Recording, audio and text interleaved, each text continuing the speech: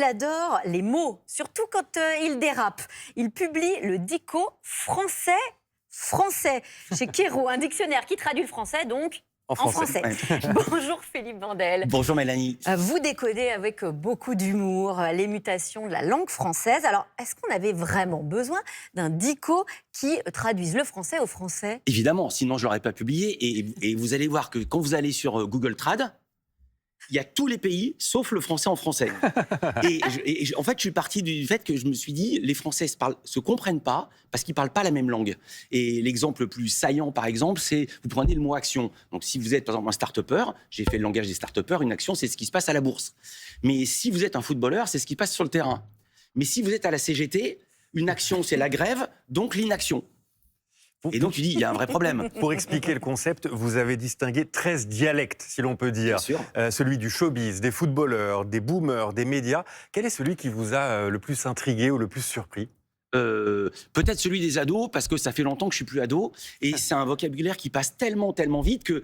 Il y a beaucoup de choses, j'ai travaillé tout seul, et là, j'ai dû prendre de la documentation, parce que j'avais l'impression de découvrir une langue étrangère. Ou consulter des ados. Peut-être aussi. Vous avez déjà essayé de consulter un ado? Bah oui, de discuter avec eux. Moi, je leur ai fait lire votre livre. Parce que c'est vos enfants. Ouais, mais moi, les miens, ils sont plus ados depuis un petit moment. C'est très difficile de consulter les ados, parce que pour eux, on est des boomers totaux. On est des darons. Et rien que le mot daron, par exemple, ce qui est assez drôle, c'est que le mot daron, c'est un très vieux mot, justement. C'est un mot qui a un siècle et qui est revenu à la mode. Et les ados reprennent des vieux mots qu'ils recyclent. Oui, d'ailleurs, pareil pour l'expression « avoir la flemme ». Vous racontez que ça remonte à l'argot des lycéens du 19e siècle. Exactement. Et en fait, tous les ados se fabriquent un vocabulaire pour échapper aux parents, plutôt pour se distinguer des parents, pour se distinguer du langage des profs, et même pour se distinguer du langage des autres. C'est-à-dire que les élèves de seconde ne veulent pas parler comme les gars de terminale. Tout à fait. Alors justement, pour mieux comprendre le charabia, parfois un peu mystérieux de nos ados... Donc... Charabia, c'est déjà un mot de boomer. C'est le mot de boomer total. Boomer total. Tout comme LOL ou MDR. Alors, si vous croyez être dans le coup en disant LOL ou MDR, non, vous êtes has-been. Alors, justement, on va essayer de se mettre à la page, ça aussi. Vous savez à quoi avec Philippe Vandel. Écoutez bien, les amis. Petit quiz qu'on va vous faire avec Samuel. Alors, vous pouvez jouer chez vous aussi. Si je vous dis, c'est la Hesse, qu'est-ce que vous comprenez? C'est pas bien. C'est ça, ouais. Les boules, on comprend. C'est ça, c'est la mise. Bim, voilà. C'est OK. Ils ont gagné tous les trois. J'ai lu votre livre et franchement, je suis choc-barre. Ça veut dire, je suis choqué, on peut dire ça. Non. Mais là où c'est étonnant, c'est que les ados, quand ils disent je suis choqué, ça veut dire je suis surpris. Ça veut pas dire qu'ils sont choqués. S'ils sont choqués, ils disent on est choc-barre. Ouais, exactement. Mais ça veut dire je suis surpris. Si je vous dis c'est un banger. C'est un truc formidable. C'est un hit. Mais j'ai un ado à côté de moi. En fait, je reviens d'un mix, là, en fait, c'est pour ça, là. J'ai fait un petit banger. Jean-Mathieu, vous savez qu'en juin, il y a le bac français. Mais je sais pas, mais j'y arriverai pas. Et vous savez que tous les ados qui nous regardent, là, ils se disent, cette séquence de vieux qui parlent le jeune, franchement, c'est cringe. Ouais. On dit cringe, je sais même pas comment on prononce. Cringe ou cringe. On peut dire les deux, ça veut dire que ça craint, quoi. Vous savez que pas plus tard qu'hier, à la boulangerie, il y avait un ado... Frédéric Villon a son anecdote du jour. À la boulangerie, il y avait un ado qui parlait très ado et la boulangère était d'un certain âge et il ne se comprenait pas, j'ai dû traduire. Mais vraiment, j'ai dit non, il veut ça. C'est là où il faut arriver à la boulangerie avec le livre de Philippe Vandel. Évidemment. Et pour éviter justement de devoir dire à la boulangère, mais t'as tout whipping? Alors, tout whipping, ça veut dire... vous savez ce que ça veut dire ou pas? Ça veut dire quand t'as tout mélangé. C'est ça, tu dis j'ai tout whipping. Dans ma chambre, j'ai tout whipping. J'ai tout whipping et du coup, par métonymie... Par extension. Par extension, merci. Métonymie, c'est une partie pour le tout. C'est autre chose, la métonymie. Ça veut dire aussi t'as rien compris. Exactement. T'as tout whipping, exactement.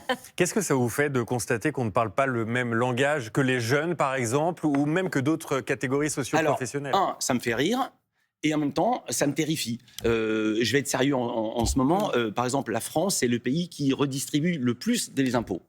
10% des gens payent 70% de l'impôt. Et là, il y avait des discussions sans fin à l'Assemblée nationale pour dire on veut un impôt plus juste. Mais il est déjà extrêmement injuste. Et c'est justement parce qu'il est redistributif qu'il est injuste qu'il est bon. Vous m'avez compris ou pas? On vous suit. Finalement, en même temps, ce qu'on dit, c'est qu'une langue qui change, même si on a du mal parfois à se comprendre, c'est une langue qui évolue, qui vit finalement. Alors, est-ce qu'il n'y a pas de quoi être optimiste aussi? Parce que souvent, on montre un peu des... Ah non, mais moi je suis content, moi je m'amuse de ça. Tous les mots de boomer, ça me fait rigoler, les gens qui disent okidoki. Mais j'aime bien, mais je raconte aussi, par exemple, si... C'est ringue, alors ça, du tout. Comment? Mais il y en a tellement qui le disent. Il y a des mots valises aussi. Ouais, non, mais ce que je voulais dire par là, c'est que ce dictionnaire va vous aider, par exemple, si vous voulez acheter un appartement. Parce qu'il y a tous les mots de l'immobilier. Il y a tous les mots de la beauty. Les mots de la beauté, c'est magnifique aussi, c'est très drôle. Hein. Ah, merci beaucoup de le dire. Voilà, c'est tous les mots qu'on n'a pas le droit de dire. C'est tout. Son jus pour dire que c'est vétuste. Voilà, exactement. Voilà. Et ce qui est insupportable aussi, c'est quand on change de catégorie socio-professionnelle, par exemple, ceux qui travaillent en entreprise et particulièrement dans les startups, qui parlent en franglais tout le temps. Ah, C'est-à-dire surbooker, faire un brief, la deadline, benchmark, le conf call. Ouais. Et puis il y a aussi toute la manière de faire de la langue de bois pour dire des choses positives avec des trucs nuls.